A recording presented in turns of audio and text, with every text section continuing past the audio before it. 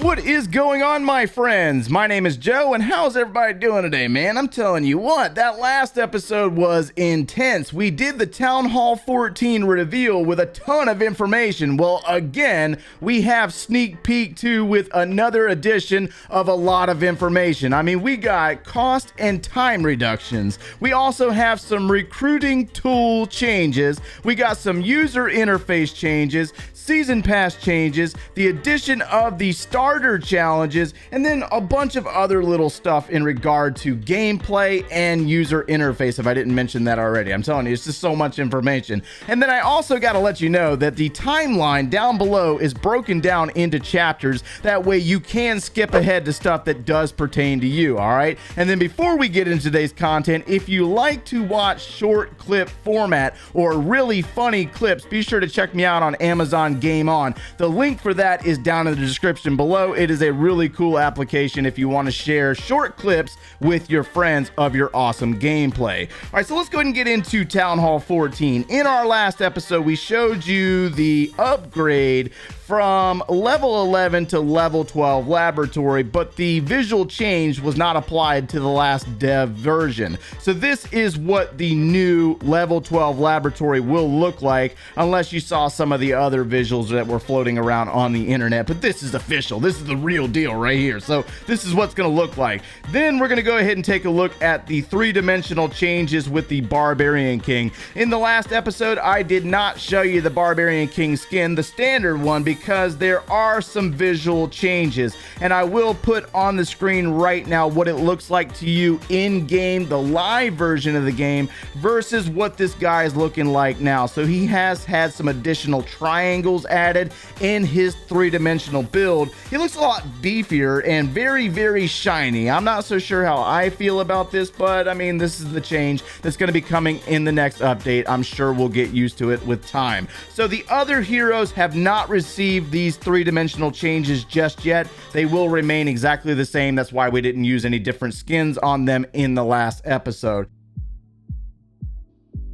So let's go ahead and move into the recruiting tool first. I feel like it's one of the most important things right now for the game. A lot of players out there say that they cannot find active clans, and a lot of clans saying that they cannot find active members. So we're hoping that they will do some things here to make this experience a little bit better for you guys. So we're going to start out from the player's perspective, and you guys are very aware of this little button right here that says clan invites. Well, there's going to be a change with this button, and this change will look like this, that it says looking for a clan. Are you a player that's looking for a clan? Do you want to receive invitations to join a clan? You can also be suggested to clans that are recruiting new members. So this means that your account will be added to the find new members feature and suggested to other clans. So that's what this first option is. Now there is a stipulation in regard to this option, and it reads as such: players who choose to be suggested in the find new members feature must confirm that they are still looking for a clan every week to continue being suggested. So what that means exactly is that you're going to be continuously reminded if you're looking for a clan. If you have this option suggested, it's going to keep asking you, are you still looking for a clan? And if you're not, it's best to probably just turn off no invites. That way they know to remove you from that option. That way you're not being harassed, you know? So that's one thing about this that you need to be aware of, is that this option is here, and players have the opportunity to send you, or clans have the opportunity to send you invites, but you also need to make sure that you withdraw yourself from that pool once you've found the clan that you want to be in. So we're going to go ahead and select the option that I normally select, because I don't want to be invited to other clans all the time. It gets a little overwhelming, and we're going to go ahead and move into the clan options. Now, you got to remember that if you are a clan leader and you're trying to build a clan, there are a lot more clans out there than there are players looking for clans. So you got to understand that the pool is a lot smaller, especially if you're looking for like Town Hall 12s, Town Hall 13s, and now Town Hall 14s. That pool is going to get smaller and smaller and smaller. So we have options here. There's one new change to the clan stats, and when you go into edit, you have this new option right here underneath clan location that says clan language. Actually, it says chat language. Maybe it might help if you read, right? It reads chat language. So what this means exactly is, what is the primary language that's going to be spoken in your clan chats? That way it kind of, you know, gives another option to filter out players that are looking for clans that speak mostly Hindi or French or German or, you know, Spanish, whatever. It doesn't really matter. They're trying to filter down a little bit better to give you a better experience of the players that are joining your clans. So that's why that option right there was added. Now, one more thing regarding find new members. When we go into find new members, there is a new icon here on the right that will tell you what this feature does. Suggested players. So players suggested for your clan are evaluated daily to be a good match on various factors. Only players who recently opted in to find a new clan are shown. So this means that most players that are being shown here should be pretty active. Should be. Don't quote me on that. I mean, it might not be the case, okay? So this option's here for you to read. It's been on the screen long enough for you to mow through at this point. But we also have the opportunity to send invites to other players. Like we got Sir Moose here. We could send Moose an invite. Now there is a change that's going to be happening with the invites. How many of you guys out there have invited a player and you forgot inviting them in the first place? I've done that a few times, and then a player comes in like weeks or months later and you're like, who the heck is this? And they're like, well, I had an invite from this clan, and I'm like, I don't remember sending that invite. Well, that's something that they're taking care of as well. So one of the changes with this recruiting option is invites to join a clan now expire after 2 weeks. So after 2 weeks, that invitation that you sent to a player that's no longer active at the time will not have that invitation later on. So you don't have to worry about players just populating in your clans and you have no idea who they are in the first place. So that is pretty much it in regard to recruiting changes. I think I've covered everything here. We're just going to have to see how this plays out once it's added in game. So one of the things that I've noticed by looking at these release notes on some of the changes that are coming to Clash of Clans is it looks like they're trying to improve ways to speed up the game for free-to-play players. Unlike the higher Town Hall levels, when you're a lower Town Hall level player, you're looking up there at Town Hall 14 and you're thinking to yourself, there's absolutely no way I'm ever going to reach that by playing free-to-play unless I start spending money. And in most cases at Town Hall 12 and 13, that is absolutely correct because they don't want you advancing through those levels really fast. That's why everything's super expensive, and that's why the timelines are really, really long. So one of the major changes that they are adding to Clash of Clans is for the brand new players. So starting at level 2 or Town Hall 2, they are implementing something that they call the starter challenges. And starter challenges are a new way for players between Town Hall 2 to Town Hall 6 to speed up their progress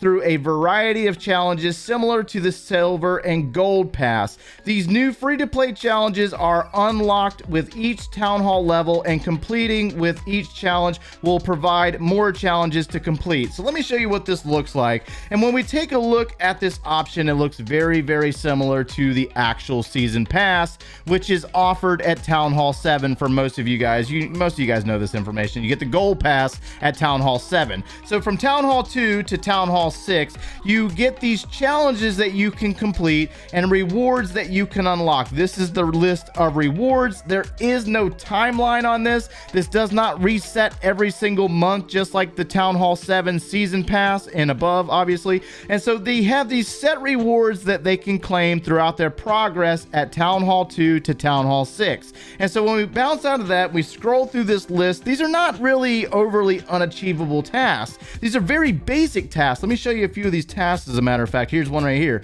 Research 5 times upgrades in your laboratory. So all you have to do is upgrade 5 items in the laboratory and you complete this challenge for 150 points. The same thing applies to other things like going out into battle, win 3 times stars from practice levels with practice levels in the attack menu. I mean, very, very basic stuff to complete as a lower level player, and you can unlock rewards all the way up until this right here where we have 5,000 points is the cap, and it looks like they get a book of building and a rune of gold. Now these rewards could change when this goes live in the game, and this only lasts up until Town Hall 7. So once you upgrade to Town Hall 7, this option goes away. You no longer have this option, but all unclaimed rewards, like these rewards down here that are not claimed, you will get those automatically. Let me show you that real fast. So we're gonna go ahead and finish this upgrade to Town Hall 7 and use some gems to finish the upgrade, and you'll see that it says season rewards collected. These are the rewards that were collected from the tier that I did not collect myself. So that is a major change that they are making to both the starter challenges and the season challenges, in the sense of how many times have you gone in and you've played the game and you forgot to claim the rewards from your season pass. I've done that a few times where I was like, oh no, you know, or I did not sell them for gems. I mean, not everybody monitors the game every single day, and they understand that. Clash of Clans gets that, so they're making steps to try to improve this experience for you guys. And so we're going to go ahead and click OK. What does it say? Some rewards will not fit in the storage, and the gems were taken instead. So you'll see that we have 110 gems here. This means that we did not have enough storage to store the gold and all the elixir or magic items that we already had, and so the game automatically converts it into gems and gives you gems instead. So after review of this insanely long list of notes in regard to changes of the season pass, it looks like they're really targeting the rewards themselves, how these rewards are paid out, as well as some of the challenges. They've kind of picked up on the fact that not everybody is either maxed out or they don't always have the opportunity to complete some of these challenges.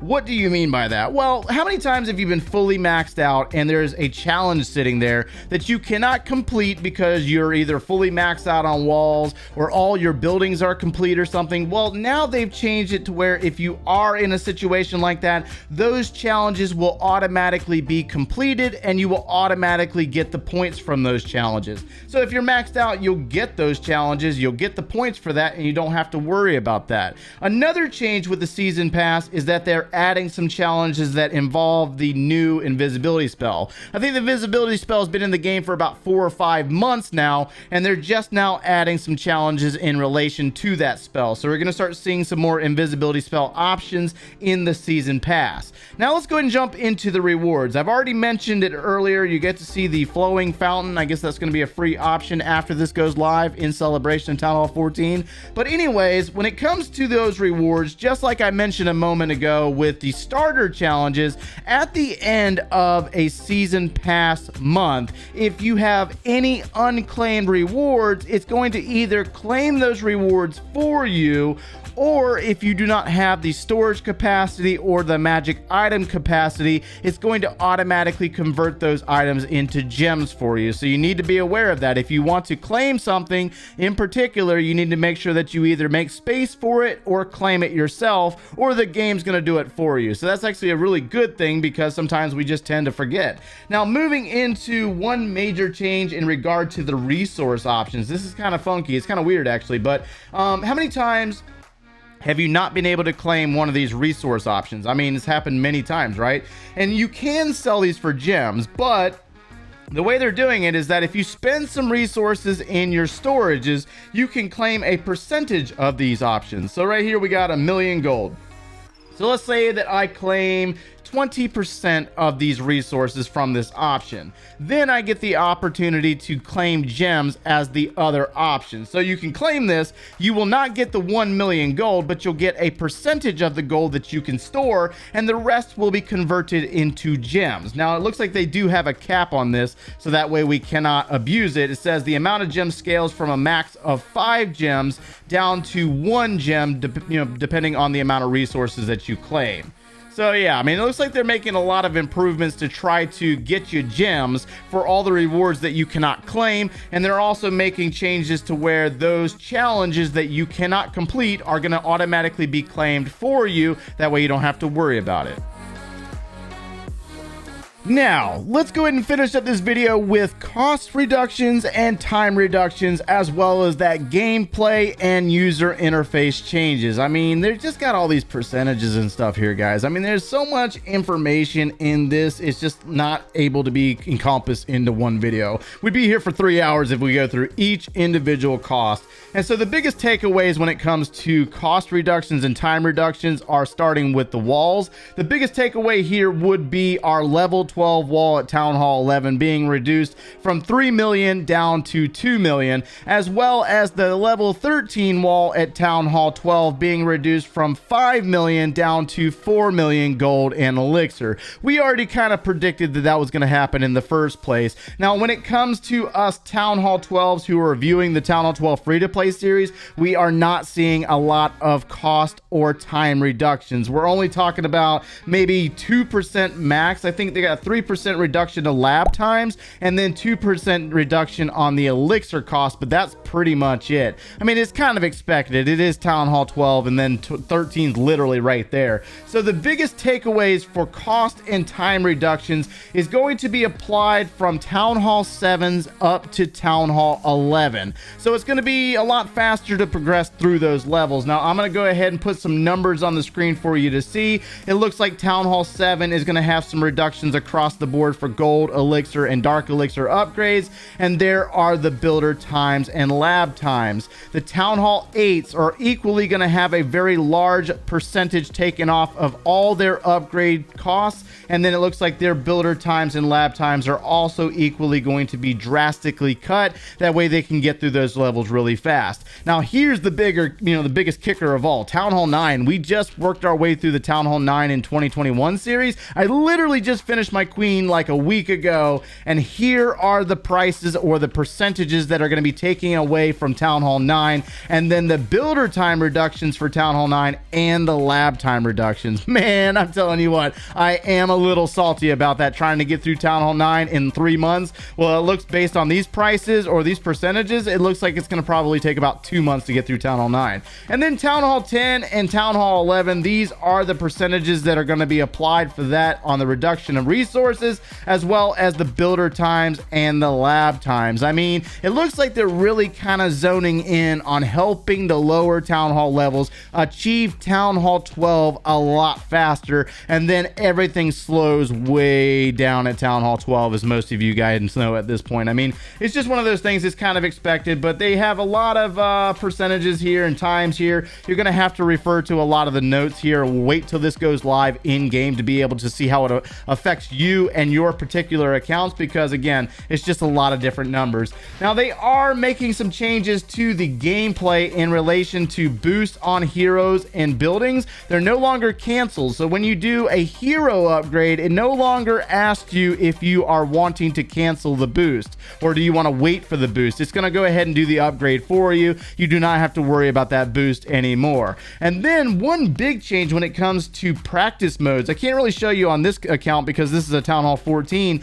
but in game right now, if you go up to a certain Town Hall level in the practice modes, it does offer the next highest Town Hall levels practice mode. Well, they're taking that away. So if you have not completed those challenges by now or those practice modes and got those free loot, make sure you go knock that out real fast because that's about to be taken away. And then also when it comes to the laboratory, ongoing lab upgrade timer continues normally when the lab is upgraded and can be finished with gems or books. So let's say that you have something in the laboratory going and you want to finish it while the laboratory is actually upgrading. Well, now you can go in and do that, but unfortunately, because your laboratory is upgrading, you cannot start another upgrade. So, I mean, it really depends on how bad you want that item, or are you just going to let that thing upgrade while the laboratory upgrades, because it doesn't really seem to really matter anyways, right? And then looks like the obstacles, there's some adjustments going on with the obstacles. It looks like they're making the goblin map